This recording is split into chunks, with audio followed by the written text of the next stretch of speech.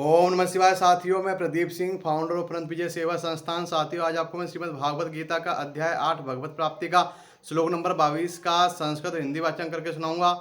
श्लोक नंबर 22 है, पुरुष से परः पार्थ भक्त्या लभस्तेऽनन्या यस्यान्तिस्थानि भूतानि येन सर्वमिदं ततम्। इसका हिंदी अनुवाद है, भगवान श्री कृष्ण अर्जुन से कहते हैं, भगवान जो सबसे महान है अनन्य भक्ति द्वारा ही प्राप्त किए जा सकते हैं।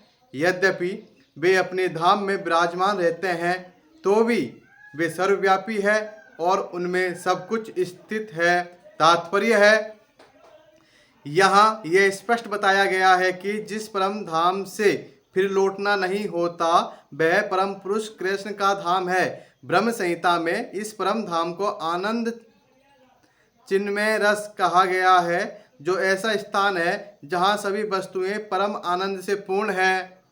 जितनी भी विविधता प्रकट होती है वे सब इसी परमानंद का गुण है। वहाँ कुछ भी भौतिक नहीं है। यह विविधता भगवान के विस्तार के साथ ही विस्तृत होती जाती है, क्योंकि वहाँ की सारी अभिव्यक्ति पराशक्ति के कारण है, जैसा कि 7वें अध्याय में बताया गया है।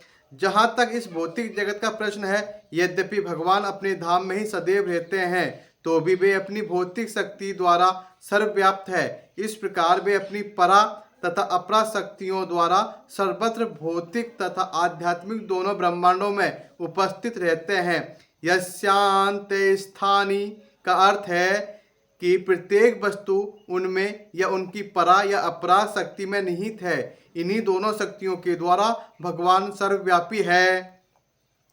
कृष्ण के परम धाम में यह या असंख्य वैकुंठ लोकों में भक्ति के द्वारा ही प्रवेश संभव है, जैसा कि भक्त्या शब्द द्वारा सूचित होता है। किसी अन्य विधि से परम धाम की प्राप्ति संभव नहीं है। वेदों में भी परम धाम तथा भगवान का वर्णन मिलता है। एको वशी सर्वगः कृष्ण।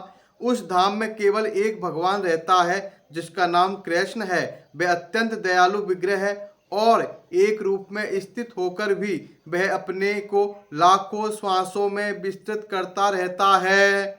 वेदों में भगवान की उपमा उस शांत वृक्ष से दी गई है जिसमें नाना प्रकार के फूल तथा फल लगे हैं और जिसकी पत्तियां निरंतर बदलती रहती है। वैकुंठ लोक की अध्यक्षता करने वाले भगवान के श्वास चतुर्भुजी है और विभिन्न नामों से विख्यात है। पुरुषोत्तम, त्रिविक्रम, केशव, माधव, अनिरुद्ध, ऋषिकेश, संकर्षण, प्रद्युम्न, श्रीधर, वासुदेव, दामोदर, जनार्दन, नारायण, वामन, पद्मनाभ आदि। ब्रह्म संहिता में भी पुष्टि हुई है कि यद्यपि भगवान निरंतर परम धाम गोलोक वृंदावन में रहते हैं, किंतु वे सर्वव्यापी है ताकि सब कुछ सुचारू रूप से चलता रहे।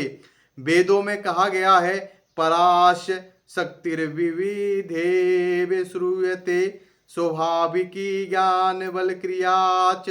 उनकी शक्तियां इतनी व्यापक है कि वे परमेश्वर के दूरस्थ होते हुए भी दृश्य जगत में बिना किसी त्रुटि के सब कुछ सुचारू रूप से संचालित करती रहती है।